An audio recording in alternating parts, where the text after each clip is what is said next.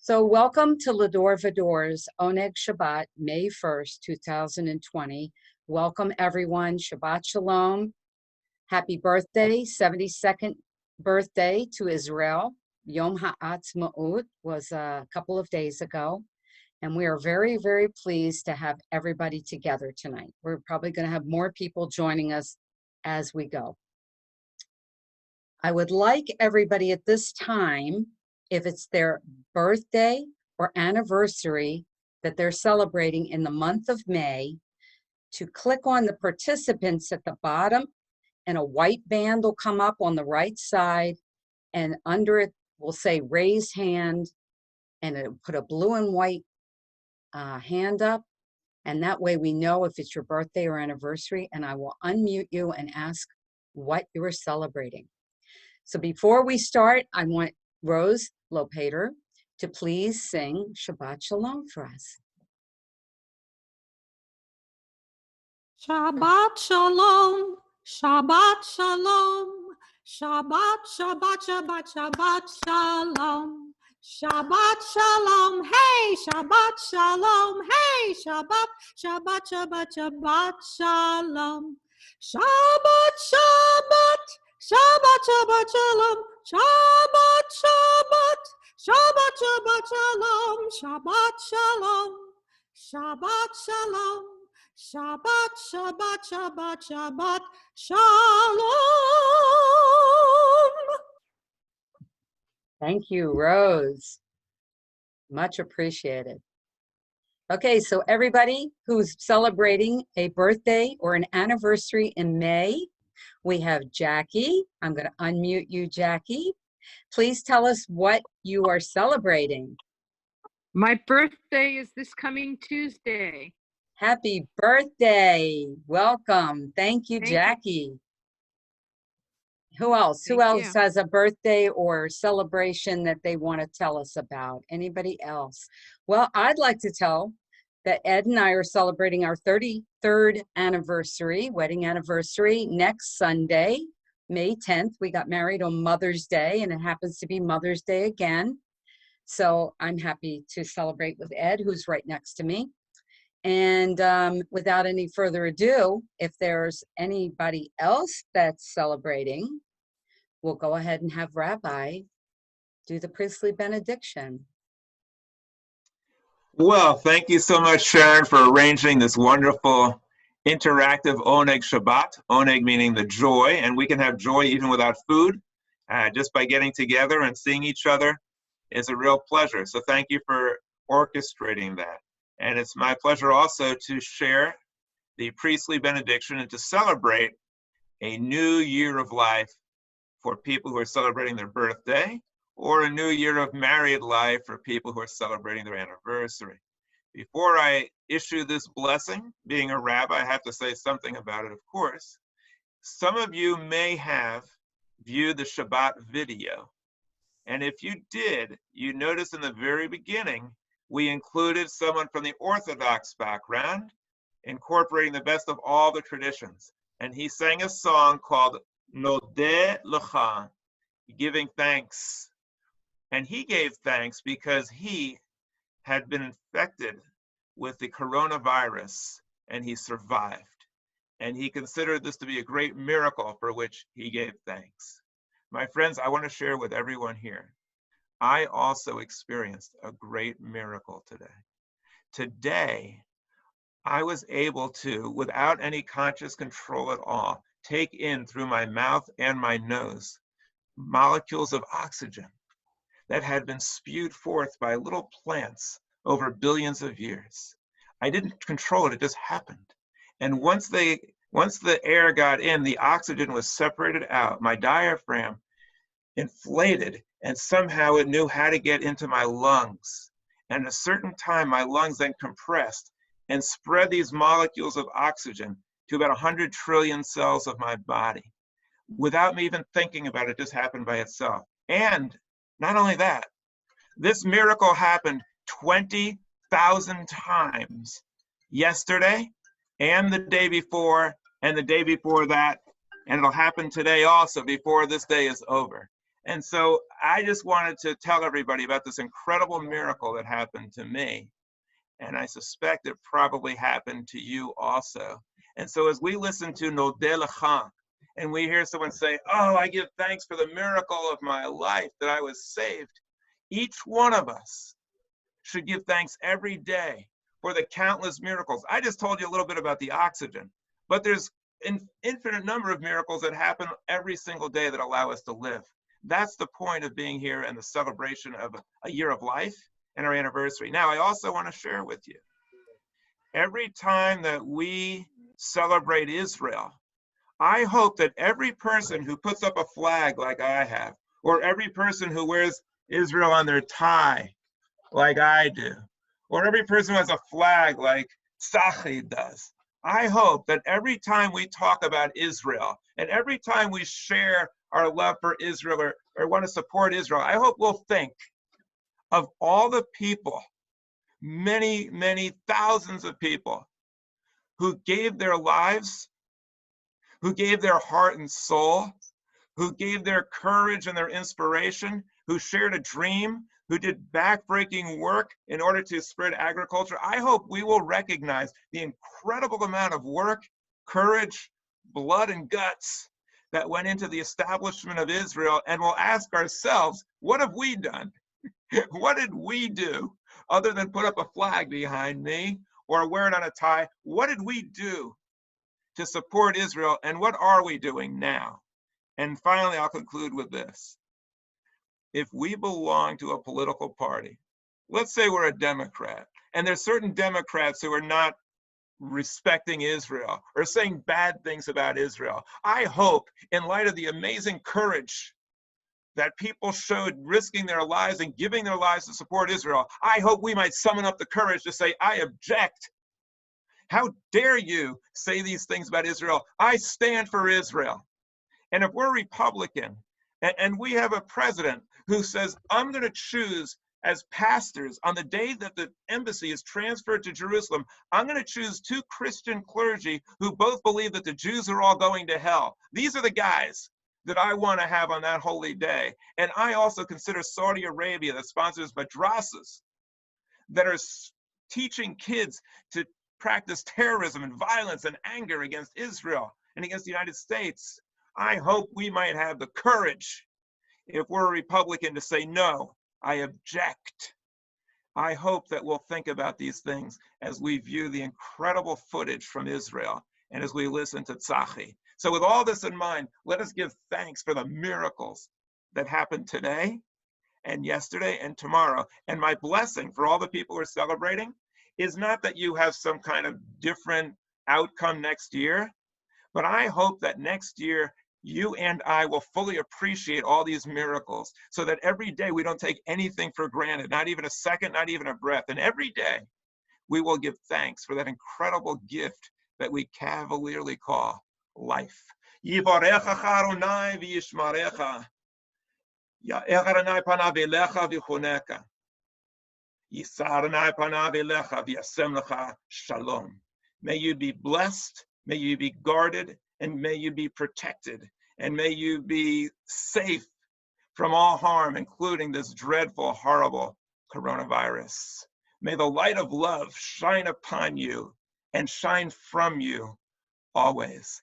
And may you be lifted up by the inspiration of our people, the courage of the people that founded Israel. May you be lifted up and inspired in order to make this year the best year ever.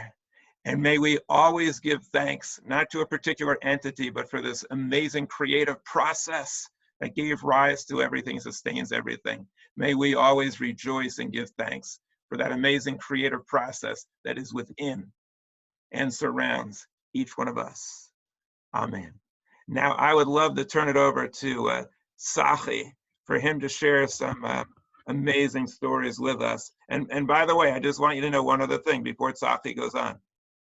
For the first time in months, my mother is listening in and she is joining us. Now, she hasn't had her hair done in about 3 months. And she isn't wearing her formal attire. So I think she's a little camera shy.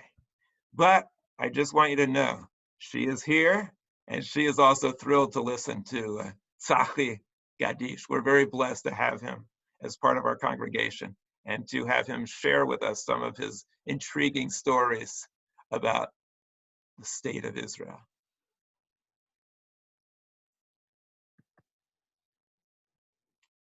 Okay, the next thing we're going to do is we're just going to put up, before we do Saki, we're going to put up the names of the birthdays and anniversaries, and Rose is going to sing Siman Tov and Mazel Tov. So give me 1 second. Rose, give me 1 second. Let me just do this real fast.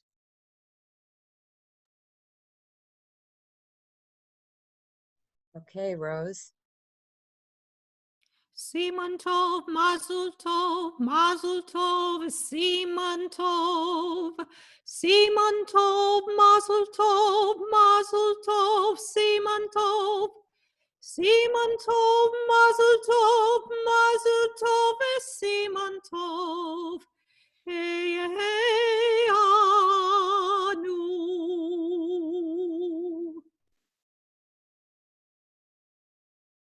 Thank you, Rose.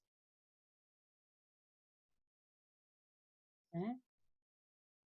And now I'd like to introduce Zaki. Zaki Gadish is a member of L'Dor Va-Dor, and Zaki has, his family is from Israel since the mid-1800s. So he has an amazing assortment of stories and history. And without any further ado, Zaki Gadish. Zaki? Shalom, Tzachi, כן, צדיק ח' י'. Here's the flags of the two best countries in the world.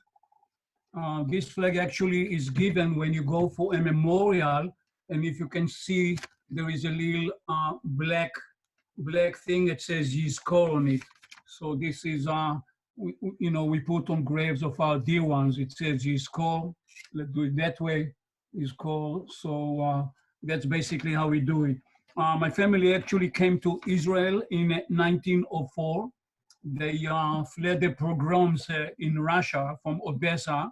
My grandma was a very young lady with two more sisters and a brother, and they didn't know where to go. But they got certificate to leave Odessa. 3 boats were there, rickety ones. One went to New York. So my grandmother asked, "Wie full? How long?" He said, "Oh, 3 Wochen, 3-4 weeks." He said, 9. The next boat was to Havana, Cuba. He said, "What is this? Havana in Isla, a little island, you know. How long this takes?" He said, "Oh, Mayor, even more than New York." He said, "No, what is this?" He said, "Oh, Palestina, Haifa, where I was born." He said, "Haifa, Palestina, the Turkish Empire were ruling Israel." And but she asked, "So how many days is this?" He said, "Oh, ein Woche, maybe 1 week." Said, "Me food." So they said, "We'll go." So they all came, and they came to Israel, which was under the Ottoman Empire, the Turkish. Was no electricity, no running water, swamps all over there, like lily whites from Odessa, intelligentsia, music, education. What do they know about, drying swamps and start digging wells? But every, once in a while, there's a generation that have to give up their aspiration and their future to build something, to do something they believe in. And that's how my mother came into the world, getting every year malaria, like we have now, corona. So that's what she used to get, took a lot of these hydroquinone pills, and it helped her right away. And she got a very good immune system, by the way, since then. Never was a day sick until 90. So it works for us. So my family were flourishing a little bit. They moved to Haifa, start building the country. Some kibbutzim, our family built the refineries, in Haifa and all the other industry that start flourishing. The port, which is the main one. And then, as we say, my father and my mother in the 40s, growing up. My father joined the Haganah, like everyone. And they had also, they've been to Hapoel, was like a sport club that they can really do things. And after that, my father and all his friends, they saw that the Nazis start coming to Israel. They have a mission to destroy the country before it was a country. Some statistic is that about Israel population. Can you hear me, guys? So here I got some We stats hear on you it. fine. Yeah, when my family came to Israel, in Israel at that time, they had like maybe 5,000 to 10,000 people. Then population increased slowly. And by the time of 1944, 1945, at the middle of the war, Israel was already 500,000 people. Within a year or two, Israel population grew up to 600,000.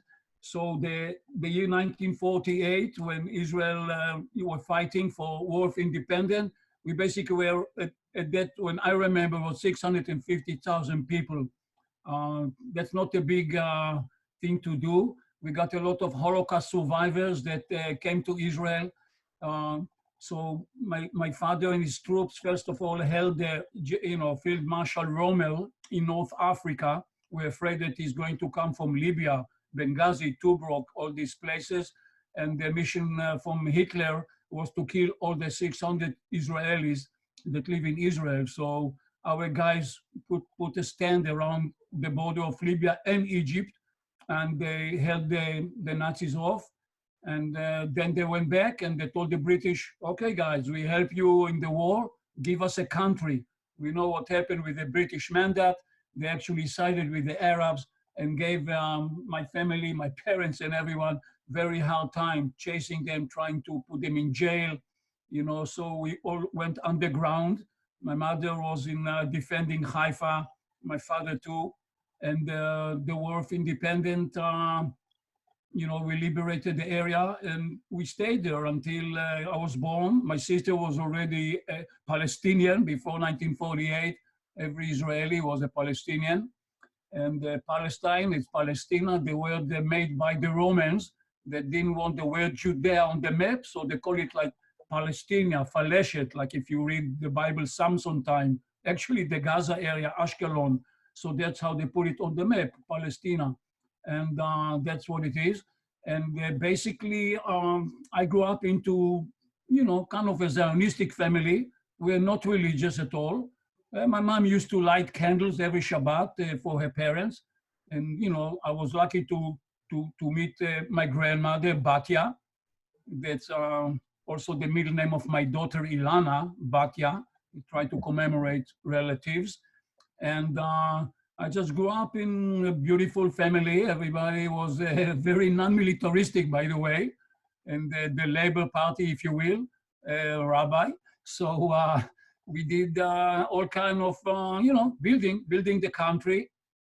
Israel at the time mushroomed from 19, here is some really astonishing numbers, that Israel population in 1948, as I said, was about 650,000. Within 3-4 years, we doubled the population to 1.2 million in 1952. It was a big influx of all the new immigrants and survivors of the Holocaust flooded Israel. And they actually, in 1946 to 47, a lot of them were in the Israeli army. They didn't know Hebrew, but they knew Yiddish, Russian, but they gave them a gun. And if you look at the names and the people that died in that war, many thousands, by the way. You see a lot of foreign names that are like not Israeli names. Those people really did it. The Air Force, Israeli Air Force, was made with a lot of Americans that were already pilots that came and volunteered. Many non-Jews, by the way, flew for us missions, throwing hand grenades from a Piper, that was our Air Force, so it was not easy, but somehow it's history now. We endured 7 armies, and we pushed everybody and declared Israel in May 15 as an independent, and the Yom Ha'atzmaut, that's what it is, almost coming up on the regular calendar. Israel population started growing up bigly. In 1967, the Six-Day War, Israel population was a little bit over 3 million. So we double our population within 15 years or so. We double our with incredible, almost fourfold from the inception of Israel.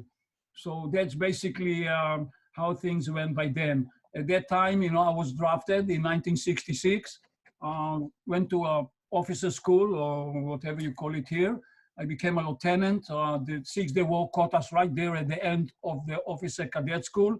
We got the ranks without big ceremony. Like today, you graduate at home instead of finishing the high school or college. But that's how it is when you're under duress. So immediately I find myself actually in the Sinai in 4 or 5 days, as the history said. We were in the Suez Canal, pushing the Arabs away from, harm's way like that. And the last days of the war, actually, they took my troops and we went to the Golan Heights for the last 2 days of the war. Basically, we were evacuating a lot of the Golani Brigade's heroes that were literally fighting on the Golan Heights with their hands and knees. We lost 2 of the commanding officers of the 2 brigadiers general that died. I knew them well because they're like instructors in my officer cadet school. So we knew them all. Also, Yoni Netanyahu, the brother of Benjamin Netanyahu, he died, Yoni died in Entebbe. The only casualty was also the commander. So when I was in the school, he was one of the instructors. Very, very nice guy, but aren't they all? So, and that's it. History is, I just want to say one thing, that without strong Israel, no matter what your political, thinking and everything, we are here, the Jews, since I live here too, Jewish people will not be safe.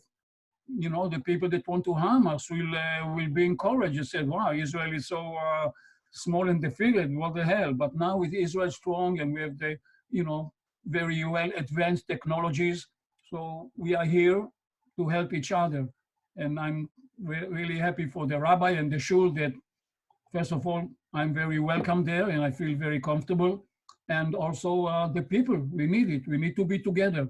Together we're strong, apart we fall. So basically, that's what it is. We try to survive, and Israel independent, we paid a lot. 22,000 people died since 1946.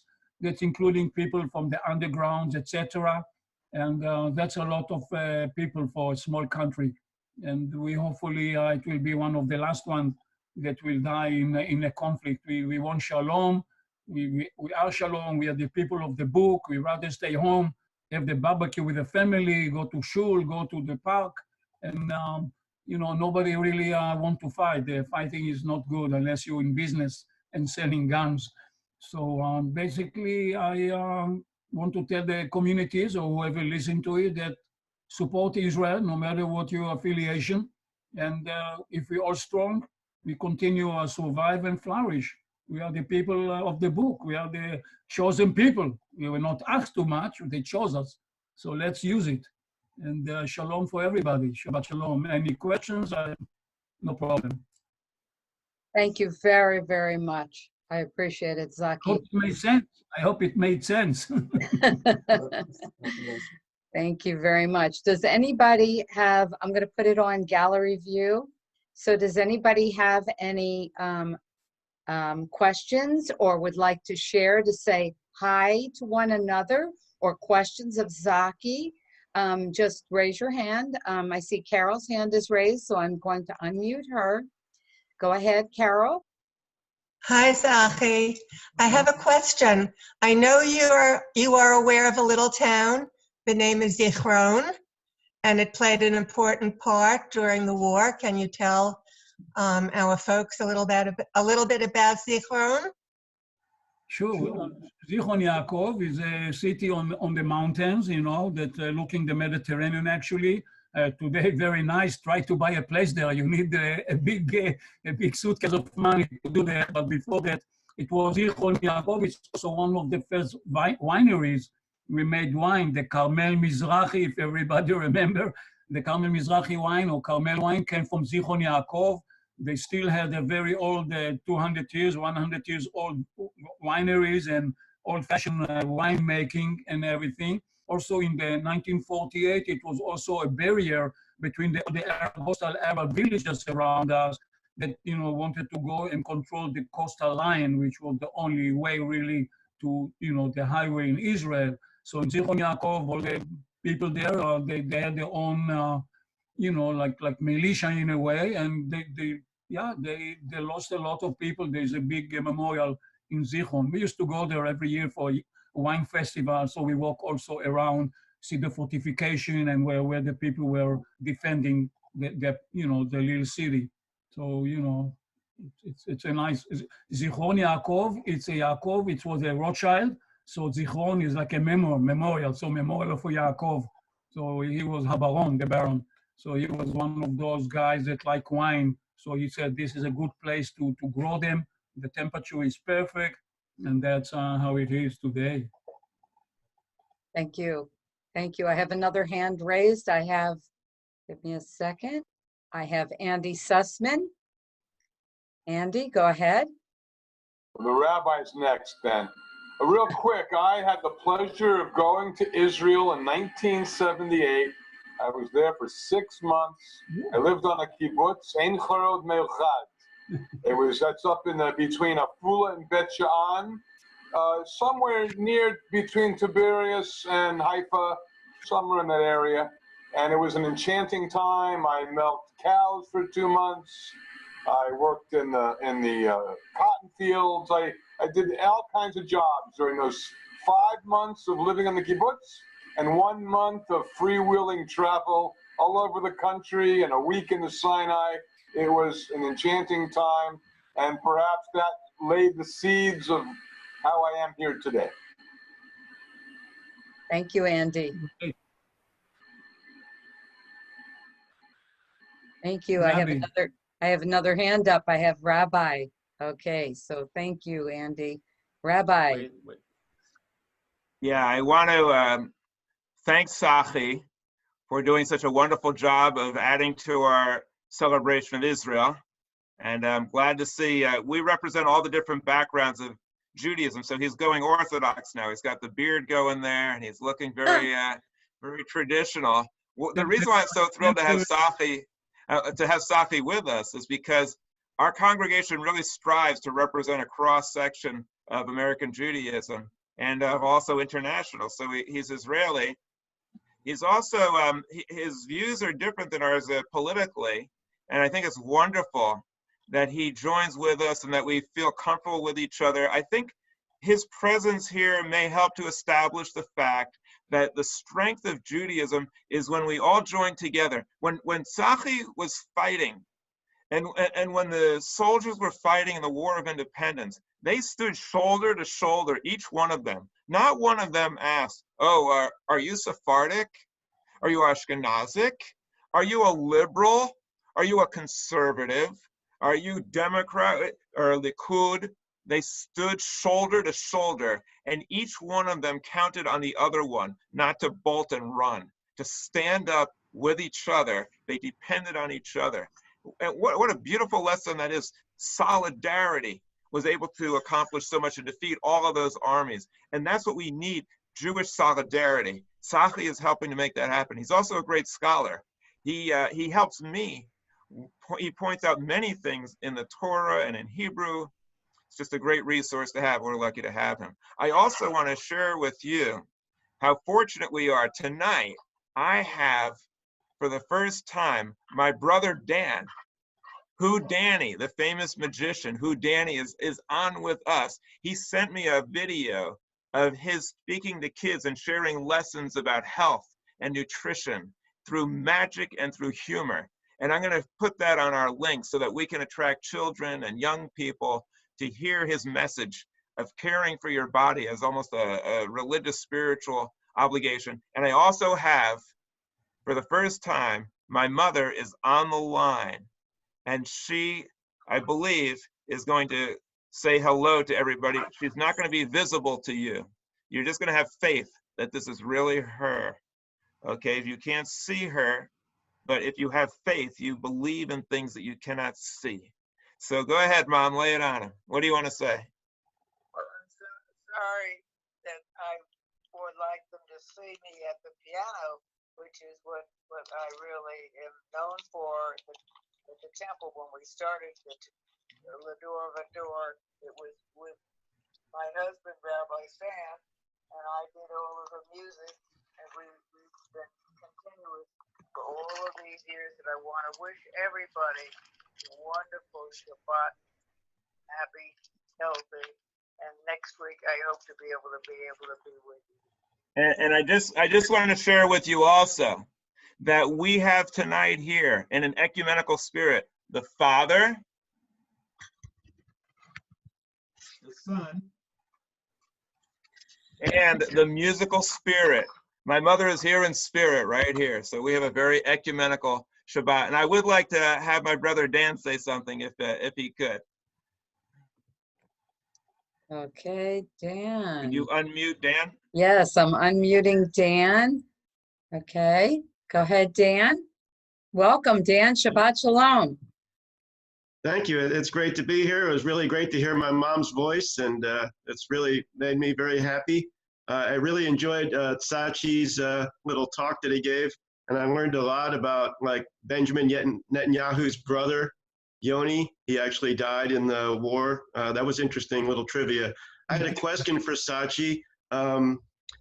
When Israel was first formed, were the Arabs treated as equals, or were they kind of treated as second-class citizens? That was my question for him.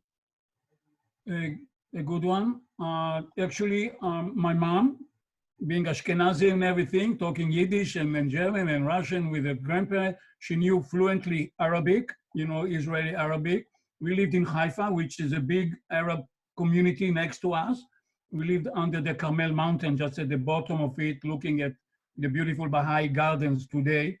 And the Arab that stayed with us became, of course, Israeli citizens.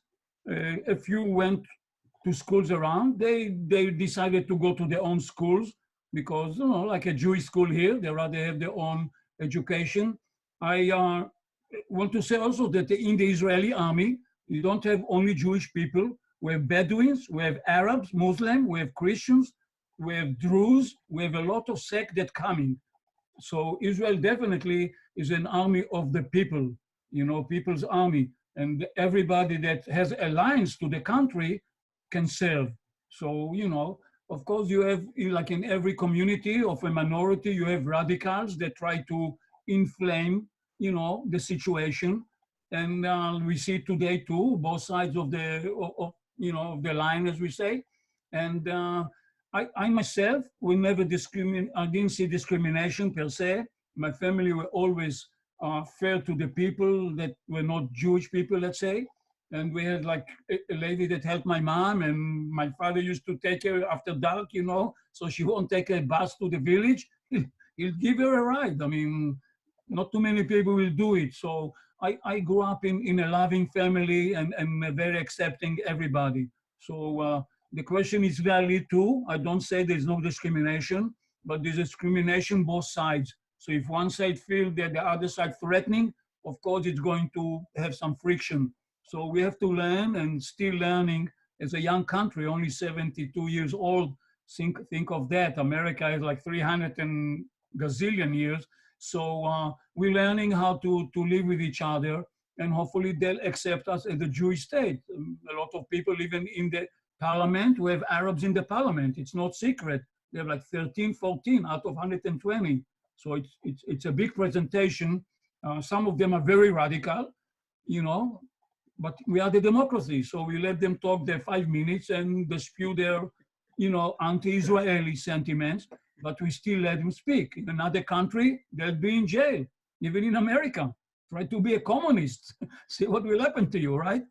So, you know, remember that time of McCarthyism. So basically, we're trying to be tolerant, and hopefully, as we all wish, and shalom and peace will be together, and we can help each other rather than fight with each other. Definitely take the money and put it where it's supposed to be, and not in guns and some kind of crazy operations. That will be great for all of us, so we won't lose our children and grandchildren. That's it. Shalom. Sharon. Go ahead. Sharon, I just want to, I don't mean to monopolize the conversation, but there's something that must be said in response to my brother's question. He asked, are the Arabs treated equally? We have to remember this. When Israel was established 1948, the 5th of ER. They made a declaration to the Arab world. They had what you could call a declaration of independence. And their message was this: to the Arab nations, to our Muslim brothers and sisters, we know that there has been hostility. We know that there has been friction. We reach out to you in peace. We extend to you our hand in peace. We want to build up a Middle East that is a paradise where all the religions can live in harmony and peace together. We reach out to you to join together to make this a paradise in the Middle East. The response was, we're going to annihilate you and we will finish the job that Hitler started. And they waged a war not just to defeat Israel's bid for independence, but to actually continue the genocide only 3 years after the Holocaust against the Jews. When Israel survived that war and they defeated them, you would think that they would have had vengeance. Imagine someone with the temerity to say, we're going to finish what Hitler started and to attack a fledgling people with Holocaust survivors. Instead, after they won the war, they again said, let's have peace. After the 6-Day War, they said, let's have peace. They gave back the Gaza, let's have peace. They signed peace treaties with people who are treating them with contempt. The Arabs who live in Israel are the best treated Arabs in the Middle East. They're the only ones who have freedom, and not one of them would ever say, you know what, I'd rather live under Egyptian rule, or I'd rather live under the rule of Hamas, which will exterminate me or murder me if I ever even speak my mind. Let us always remember that the Jews have gone out of their way. They don't even have a death penalty against terrorists, which hurts them tremendously, because then people say, free 1,000 people, or we're going to kidnap more people. It harms them, but they bend over backwards to make peace. And it was Netanyahu who said, do not ever say that I would not recognize a Palestinian state. I would be the first one to do so if they wanted to have peace with us. We'd love to have a Palestinian state that wants to have peace. And finally, I'll just say this. They say that there should be a balance, that we should be even brokers in the Middle East and not side with Israel or with the Arabs. One group is trying to destroy democracy and destroy freedom, and the other is trying to protect it. You don't be neutral in those cases. You should not be neutral in the case of good versus evil. The Muslim people have dozens of countries. The Jewish people just wanted one, and that's all they ask. And never, ever use this as a reason for Israel. If you ask the Orthodox, why are the Jews entitled to Israel? You know what they'll tell you? God gave us the land. It's our God-given right. Never, ever, ever use that as a reason. This is the worst reason you could say. First of all, it's not accurate. But secondly, if we believe God gave us Israel and therefore we should fight to the death for it, how do we counter Muslims who say, no, God gave it to us. You guys are kafir. You guys don't belong here. God gave this to the Muslims. We're going to fight to the death. If we're saying God gave us the land, and Muslims are saying, no, God gave us the land, and then Christians say, hey, you know what? This is great. We want you guys to fight it out, because once you kill each other, Jesus is coming back, and then we're going to be the chosen ones. If we're all arguing over ancient literature, that's a horrible reason. Let us use as a reason for Israel the fact that the Jews are entitled to a tiny bit of real estate. Let us use that after the Holocaust, it was clear that the Jews need one little tiny oasis where they can be free. Let us use as a basis the fact that the Jewish people gave to Christians and Muslims their religion. And therefore, the least they can do is to pay us back. And let us use as a reason that this is a bastion of freedom and democracy. And it's the only place in the Middle East where you could have holy sites of Jews, Christians, Muslims, and Baha'i that would be respected, where women can actually go there and be treated with respect and honor, and people of all religions are treated with dignity. That's the reason why the Jewish people should be entitled to a state of Israel. Never use the other one. I'm sorry to monopolize this conversation, but I just wanted to get that out. Now let's have a fun conversation, everybody. Okay, go ahead, Saki. Go ahead. Well said, Barry. Well said. It is the truth, and that's how we should approach it. I mean, the Bible the Bible as a title is good, for us, but it won't convince our enemies, And unfortunately, many Arabs in Israel would like what you say and I said to happen, but a small radical group are not allowed them to speak up. And, the threats, what will happen to them, like you said before. If you leave it in Hamas and say something wrong, you're gone. So the same thing will happen here. So that's why some of them become very tough. Maybe they want to be re-elected again because we are a democracy. But Barry, you said it right. And all what we want is to live together. We need each other. We need the, the wisdom. We need the manpower to continue the country. And it will be good for everybody. Shalom. Thank you, Zaki. I have another hand up. So hold on. Let me get Wendy Frank. I'm going to lower your hand and unmute you. If we could keep our comments short so that we can be done Yes, I soon. will. Thanks. Hi there, Sashi. All I want to reiterate is my mother is one of the few Holocaust survivors that is still alive. She's 94. And way back, she said to me, we always have to do everything to make sure Israel survives. Because if this happens again, there has to be a place for Jews to go. So every Holocaust survivor knows that. Unfortunately, there's so few left, but I know people like my mother have passed it on to her children and grandchildren. Hopefully there are enough other Jews out there who know that. Right. Thank you. Thank you, Wendy, for your And I comments. very much enjoy hearing your whole story. Sharon, I want to ask you a quick question. If I tried to send this email to forward it to all these Jews I know who have not experienced Barry in our services and show them what wonderful things we're doing, can we include the Zoom or we can't? This will be available tomorrow, well, later tonight. This link will be available. I have to convert it first. Okay, the same way if they go into that email? No, to- it'll probably okay, I'll be have to from our send- website, Wendy. It'll be available from our Okay, website. all right. Okay? I'll let people Thank know. you. Thank you. Okay, thank you.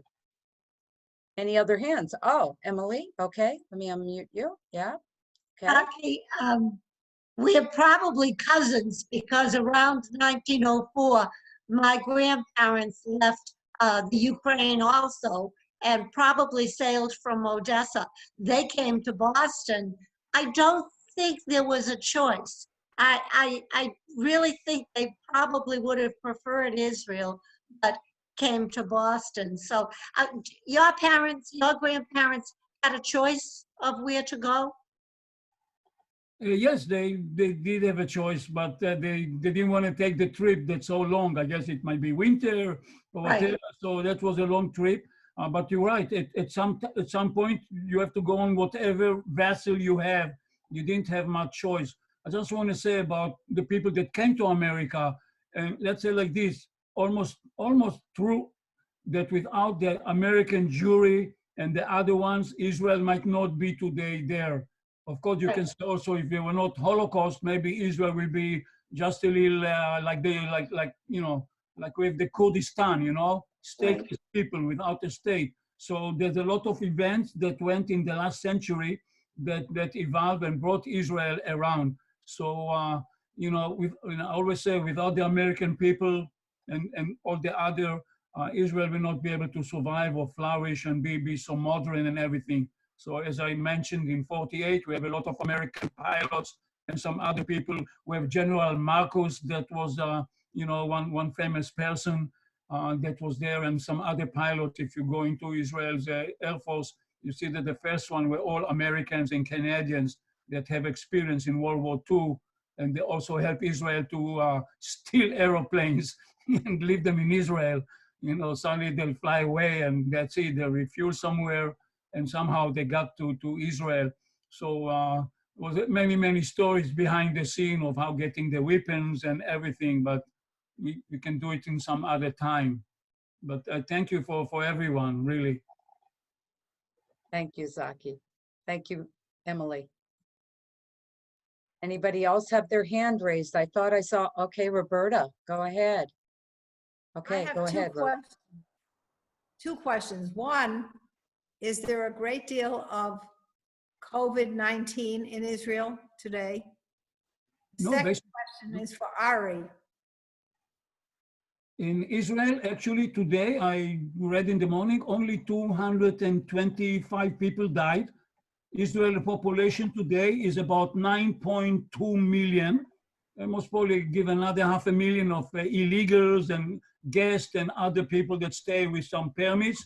So out of that, out of the 9 million, I think it's very, very low, 220 something, it's like a size of, I don't know, New Jersey or something like that. So it's very little. Israel immediately knew what to do, and they stopped everything. And the Israelis that really, you can say, because of military and being responsible, did not screw up the regulation and the rules and really stayed in. I know my family is very big. We have like 50 to 80 people in our family in Israel, and the families have many kids. Everybody was really fine, going with a guideline, and that's how you do it. If you don't, take responsibility to yourself, you can really give it to other people, and that's why the death toll goes up. In Israel, it's very low, and mainly, unfortunately for us, mainly people that died were really old people that have some type of, like pneumonia and other type of diseases like that, lung disease and everything. So it doesn't mean that they died from the corona, but they died with the corona. So it might aggravate the situation. But we're one of the lowest in the, casualties in the world. Good. And my second question is for Ari. I wonder if Ari has decided where he's going to go to college. Hi, Ari. Wait a minute, I gotta unmute him. Okay, Ari, go ahead. Yeah, I'm going to UF. Oh, wow. Mazel tov, Ari. That's it. Thank you. I'm studying microbiology and cell science. I have to speak for Ari a little bit because he's modest. So he got into a very, very elite program at UF where they have a special dorm for him. And within that group, he's in a special group where they pay him to go in to do some very advanced research and science. And so everything's taken care of. And we're really thrilled that he's going to be starting there, whether he's there physically or there online. It's a really wonderful program. And I do want to also say, if I seem kind of upbeat, like I'm kind of happy today, this is the first day that Ari and I played tennis in months. They reopened the park. We ran right out there and we played in the middle of the day, and it was really great, except one of our balls went over into the other court, and the girl touched it with her hand and threw it back. So then we couldn't use that ball anymore. So we had to use the other two. But oh yeah, we're getting really good at ping pong because we're playing that every day. But this was a really, really good day. So I got to play tennis with Ari. I got to see my brother Dan online. Bubba Graham participated. And I just want you to know that his name is pronounced Sachi. Sach means pure. So he might not look it to you, but he's pure.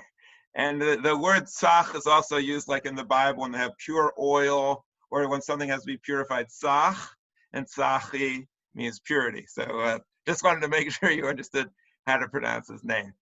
Anybody else? Thank you, Rabbi. I just wanted to say to Saki, you mentioned Saki about the planes and the United States Air Force that came over to Israel to help fight the war. There's a wonderful, wonderful movie. If you haven't seen it already, can't remember the name of it, but I saw it at the Kravis Center about a year and a half ago. I'll unmute you, Rabbi. You know the name of it, Rabbi? Yeah, I believe it's called Up and Beyond. That's it. I think that's it. I think that's Yes. what it called. And it explains the fact that the United States had a whole bunch of airplanes. World War II is over now. So it's 1948, World War II is over. We had all of these planes that we use and nothing to do with them. We were no longer at war. Israel said, how about those planes? And the United States would not give them these planes. It's very, very shameful. It's really horrible when you think about it. They had the planes, they wouldn't give it to them. So what did they do? Americans and others had to get parts from these planes. They cannibalized them, brought them to Israel, and then the Israelis had to put it back together, which made them much, much more dangerous to fly. It's really an amazing story that these people from all over put these planes together, and they created an air force. The heroism and the ingenuity, it's just mind-boggling of what they did. But it's a great movie, yes. It is. It is definitely a great movie. So if you haven't seen it, look it up. It's Up and Beyond, and Yeah, I believe so. it's a docudrama, and it is a wonderful story, true story of what happened and how they saved them. Harris, you have your hand up. Okay, go ahead, Harris. Zachi, didn't Israel get planes from France? Yeah. Plane from France? Didn't Israel get planes from France? We got the Mirage aeroplanes. Yes. Yeah, That's that what I was thought. called like Delta Wings. Very Yes. good, actually. One of my second cousins was a Mirage pilot. Actually, was shot down in the Yom Kippur War, and he ejected, and the aeroplane just landed and disappeared in the dunes. When I was there in the service, we exposed it, and it was like, you know, the dunes usually shift with winds. Oh, wow. We saw something shining. It was this Mirage aeroplane sitting in the sand. It was an incredible thing to do. Yes. But you're right. I went to school in the University of Houston in the 70s, and in San Antonio, there's a big Air Force base, and Israelis came there. They have a big graveyard of all kinds of big transport aeroplanes, the Stratocruiser, Boeing 17, etc. And they got permission. They told them, yeah, take whatever you want. We need the space, get the junk out.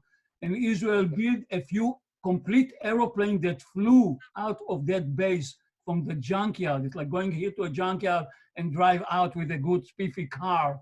And that's what our guys did. They worked their days and night, and they rebuilt those aeroplanes and made them, you know, good enough to cross the ocean. And it is, you know, we never stop to reinvent ourselves.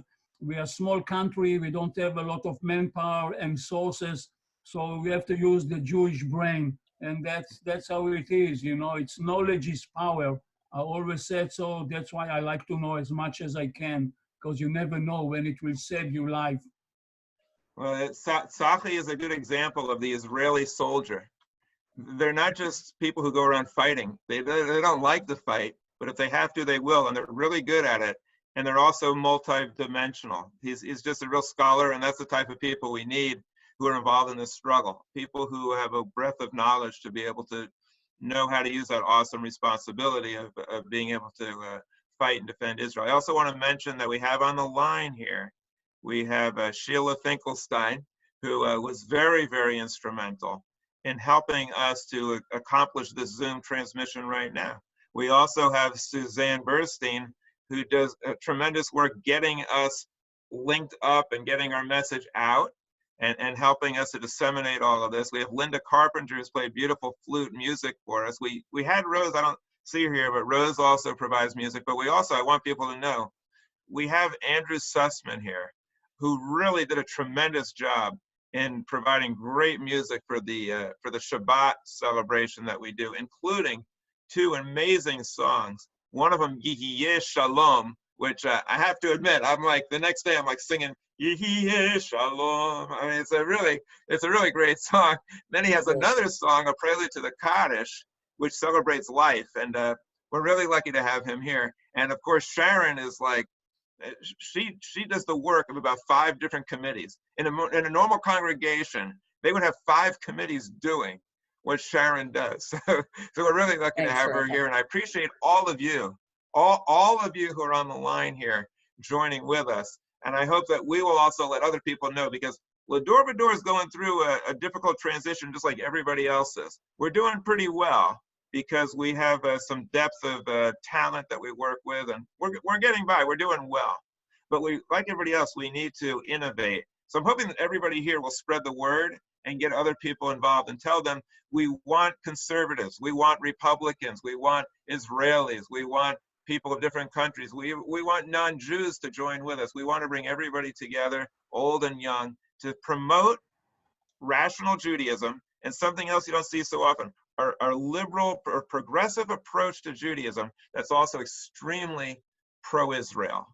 And a group of people that believes that Judaism is here for social action to make the world a better place. We're not partisan. We'll criticize either party or both parties, and we do get involved. We will take a stand. We will get involved. And if anyone here hears something that you don't agree with, by all means, speak up and share your point of view with us, because we want to hear from everybody. And if you know any Orthodox rabbis or conservative who will debate me, let me know, or even just exchange views, because we enjoy the give and take.